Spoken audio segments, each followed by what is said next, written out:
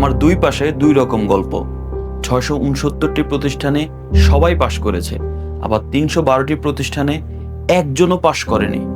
একই দেশ, একই শিক্ষা ব্যবস্থা, একই এসএসসি পরীক্ষা, তাহলে এই রকম বৈষম্যতা কেন? একটি প্রতিষ্ঠানে 100% শিক্ষার্থী ফেল করেছে মানে আমরা কি শুধু শিক্ষার্থীদেরই দোষ দিব, নাকি আমরা আমাদের সিস্টেমটার দোষ দিব? পাশের হার কমে যাওয়া মানে যে আমাদের শিক্ষা ব্যবস্থা উন্নতির দিকে যাচ্ছে, ব্যাপারটা কিন্তু তা নয়। এই 669টি শিক্ষা প্রতিষ্ঠানে যেই সুযোগ সুবিধা আছে, যেই রকম পরিবেশ, যেই লেভেলের শিক্ষক আছে, আপনি এই 312টা কেন? বাংলাদেশে এরকম হাজার হাজার স্কুল আছে, আপনি সেই রকম পরিবেশ, শিক্ষক কোনোটাই পাবেন না। তাহলে কি আপনার প্রশ্নটা এমন হওয়া উচিত, কে ফেল করলো, নাকি এমন হওয়া উচিত, কেন ফেল করলো?